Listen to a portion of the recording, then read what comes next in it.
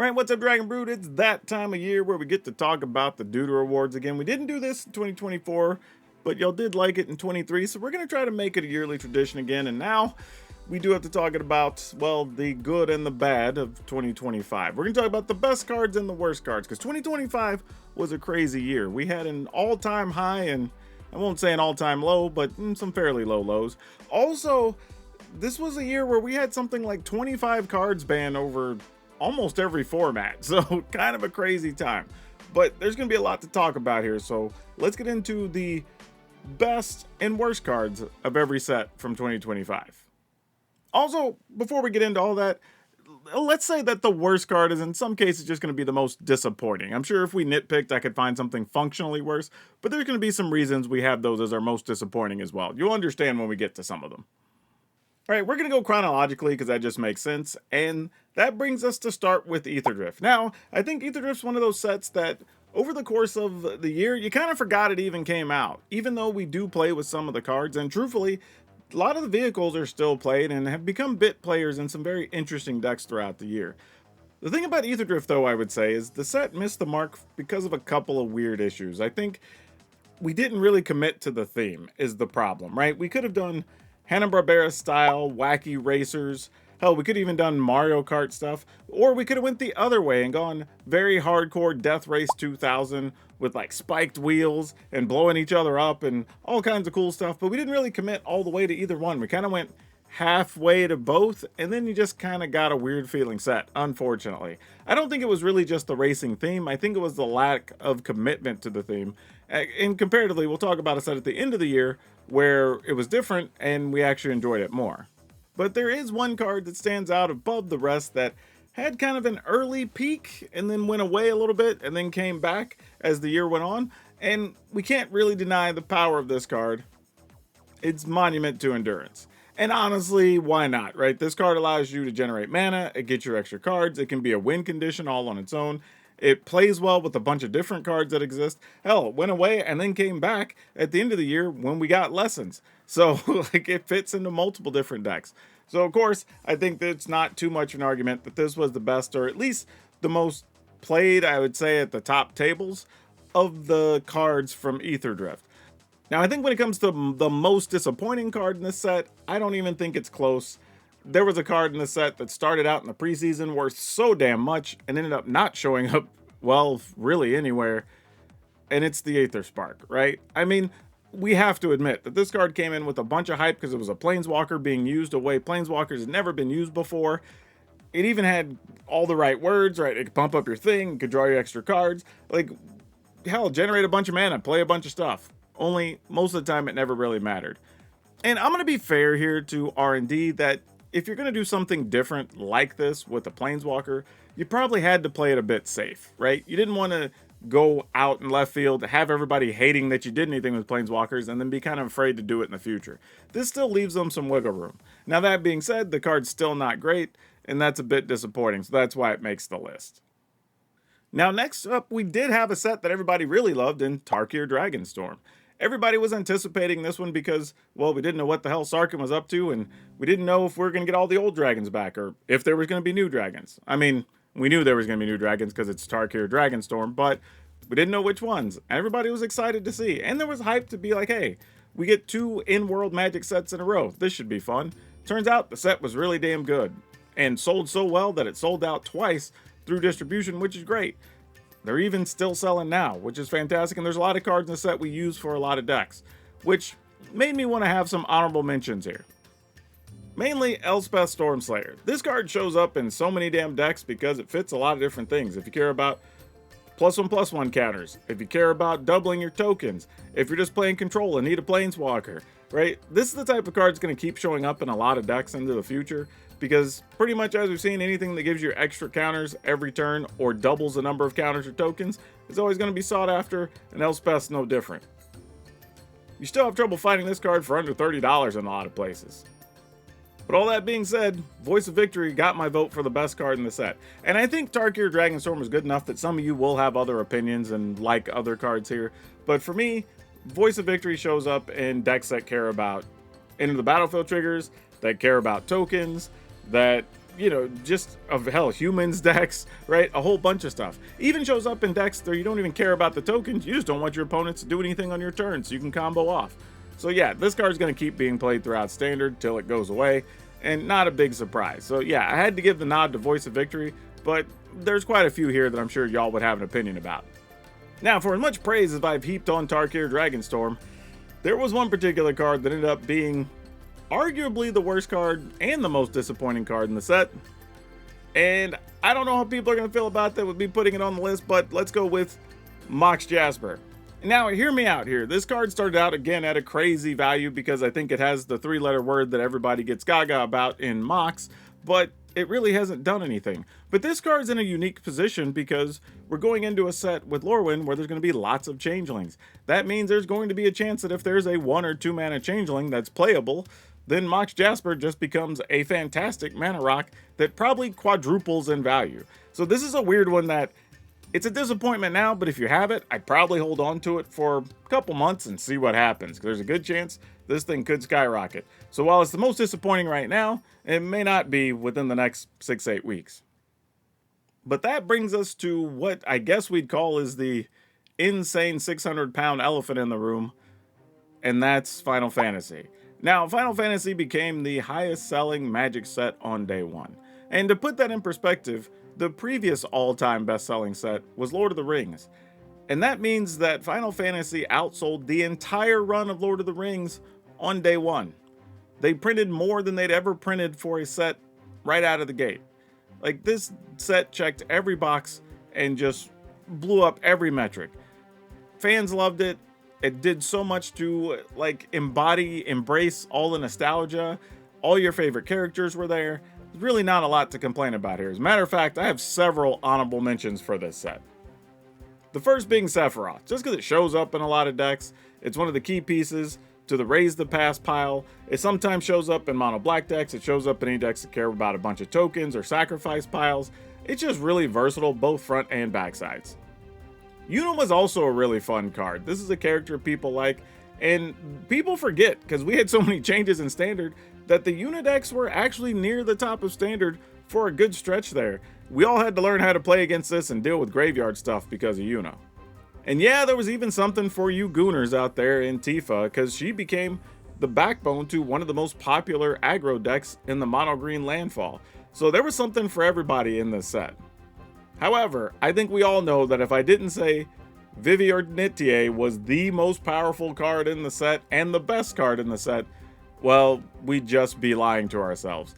This is a 3-mana card that's able to grow, it can damage your opponent, it generates mana, it does everything while just fueling itself. It's like a 1-card engine. It's so nuts, and it's good in multiple formats. Like, yeah, this card had to end up on the ban list later in the year, and not a real surprise, right? This card was just bananas. If anything, this kind of created some bit of animosity toward Wizards because we did have that weird stretch where we kind of just let it linger in Standard for no reason, and eventually ended up with it on the ban list. But regardless, Vivi, easily the best card in the set. But again, this kind of has the problem that Tarkir Dragonstorm had, that for as much as there was a lot of praise with all these options and the set was spectacular, what are we going to put up as the worst card? And here's one where I'm going to put the most disappointing, and I'm sure there would be something somebody else would rather have on this list, but honestly, I'm going with Squall Seed Mercenary. And hear me out on this one. We did the, can only attack alone thing back when we were in Kamigawa Neon Dynasty. And that didn't really work out, no matter how hard we tried. And then there was this card that pretty much every single time there's an opportunity for this to be played, there's YouTube comments, there's people sending me messages on social media, there's people in the Discord sending me messages, because they want to see this card be played. And it's a little tough because it feels like so many of the other characters got really good playable cards, and Squall really didn't. And that sucks. So that's the reason Squall's making my list, and honestly, it's sad that you can pick these up for like 50 cents in some places. The card's just not playable, really. It's not much else to say about it. This was by far the biggest disappointment, I think, considering how many Squall fans there are out there. Yeah, so remember how I talked about theme on Etherdrift being a problem? Or, well, not really being the problem? Well, that's because we had Edge of Eternities, where Wizard said, you know what? We're going to take Magic to space. And we all kind of went, okay, let's see what this is about. Turns out they hit the mark. We love the set. The limited format was fun. The themes of the cards were good. We got Kavu back because apparently Kavu live in space. I don't know. They just do.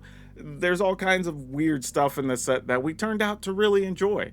Lots of fun mechanics. We liked the stuff with spaceships. That was great. We had some weird planets that we got to mess with. Some of those became key parts of decks. Like, there's so much in this set to talk about. So again, I have some honorable mentions on this one for best card in the set. Starting with Icetail Explorer. This card was actually super sweet. Turns out it got played a little bit, then went away, then came back, and now it's part of one of the top decks in Standard, to the point that now that people have learned the interaction with this and Harmonizer, they're kind of squeezing it in the other decks, and we're seeing other decks transition to play more Icetail Explorer. Also great if you like landfall decks in Commander. You got a new thing that just lets you double trigger your cards. But let's not forget about Quantum Riddler. A 4/7 for 5 that draws you a card is okay, but if you can draw cards twice, it's even better. And then if you have weird things like for 3 mana, you could play it, blink it, and get 2 cards and have a 4/6. This card's going to keep showing up in a lot of different deck lists. And rightfully so, this card's kind of bonkers. Also carries a much higher price tag than I thought too. If you don't know, go look it up. You're going to surprise yourself. But I'd be lying if I said the best card in this set wasn't Ouroboros. I mean, this card's insane, right? Like, if you don't, like, we've had to learn how to deal with combats differently because of this. Hell, we've had to learn to do math both as attackers and blockers, and we all know math is for blockers, except for whenever you have Ouroboros, especially when you have 2 of them, because there's a lot to figure out. But this card, if you don't deal with it in 2 turns, you have a real problem. You don't deal with it in 3 turns, you might actually be dead.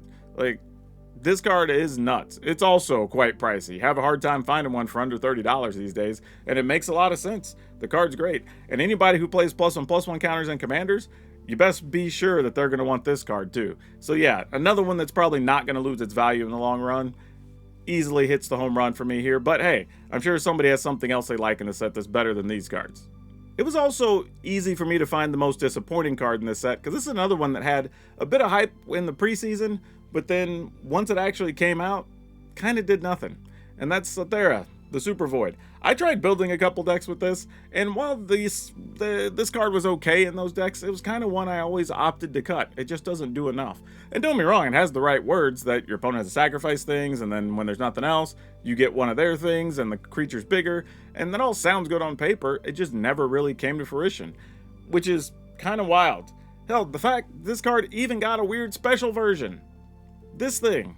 And it looks sweet in foil. So even at WotC, they probably believed that this card was going to be playable and powerful, and people would want to chase down this version. Which, by the way, the price on this version is still kind of crazy. So as a collectible, it's still sweet, but it really didn't do anything in Standard. Kind of sad though, because this card's actually kind of fun and interesting. But yeah, just never really had a place, which is weird. So it had a ton of hype, even got a cool alternate art version, but never went anywhere.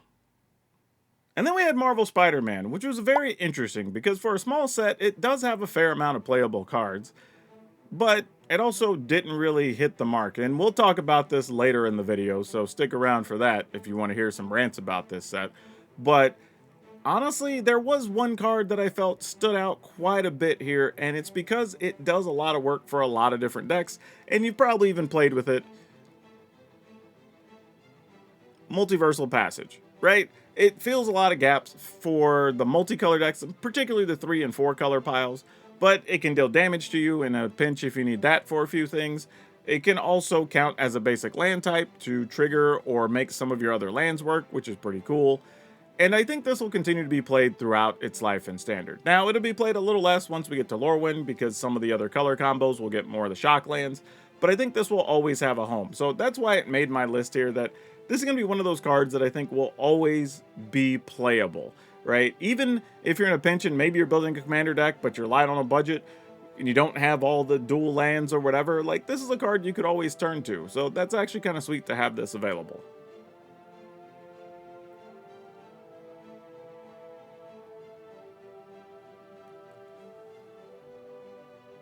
And because of the quality of the set, and like I said, we'll talk more about that later, I do believe that you could have something much worse for a worse card in the set, but I'm going with the most disappointing, and that's the Soul Stone. Now, hear me out on this one. This is a case where the card does the right things and it has the right words. And I do think in the long run, especially as we get all the other stones, every commander deck is going to play whatever stones are available for their color deck. I think that's going to keep the price of all of these stones very high for a very long time. But this card really, I've seen it show up a couple of times in Commander, and it was fine as a mana rock, but it didn't really even get to activate its ability.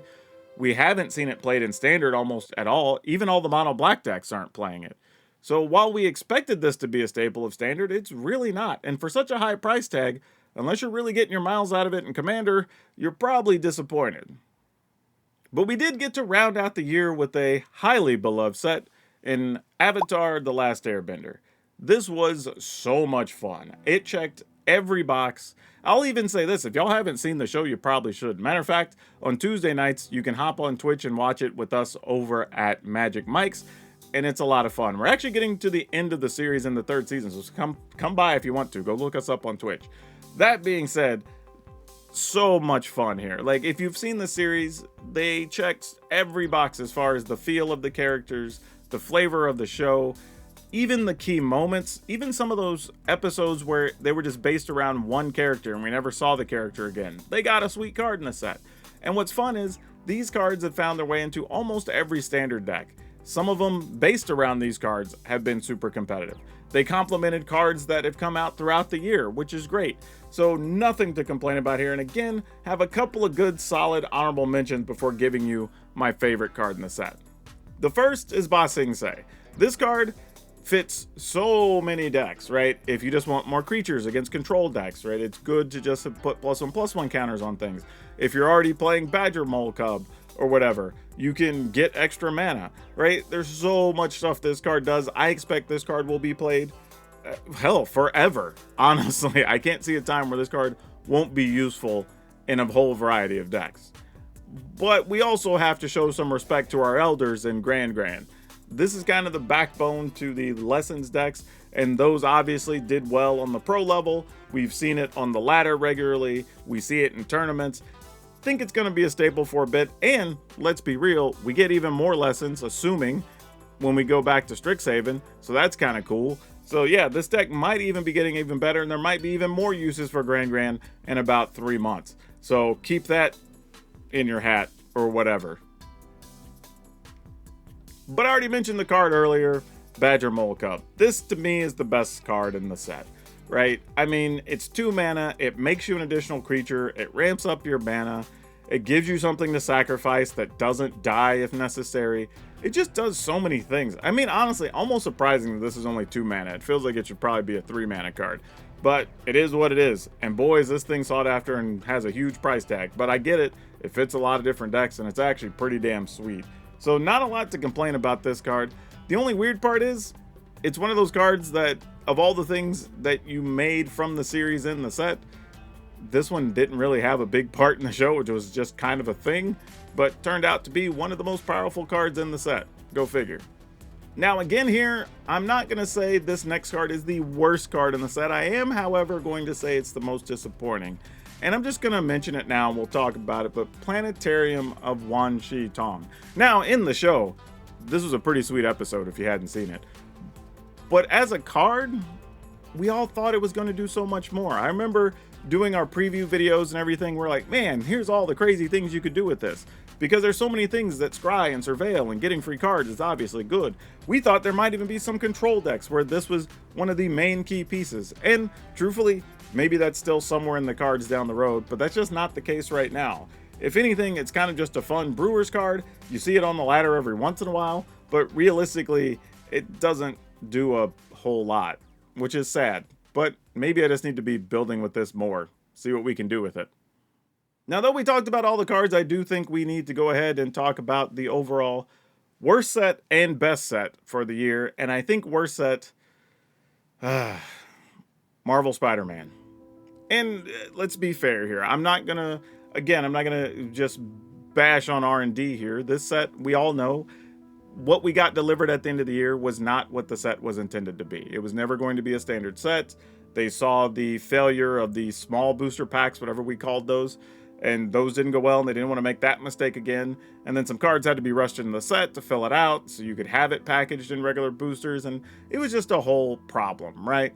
The thing I will say here, though, is there's a lot of people that are kind of hanging on to that saying, see, Universes Beyond, they screw it up and blah, blah, blah. And I don't think that's right, because realistically, this is the only Universes Beyond product that hasn't hit well with the audience it was designed for.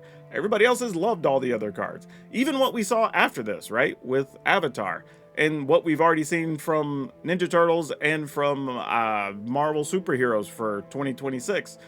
There's really no reason that we should think that the other ones are going to be bad. This just had a bunch of process issues, and we just have to call it what it is.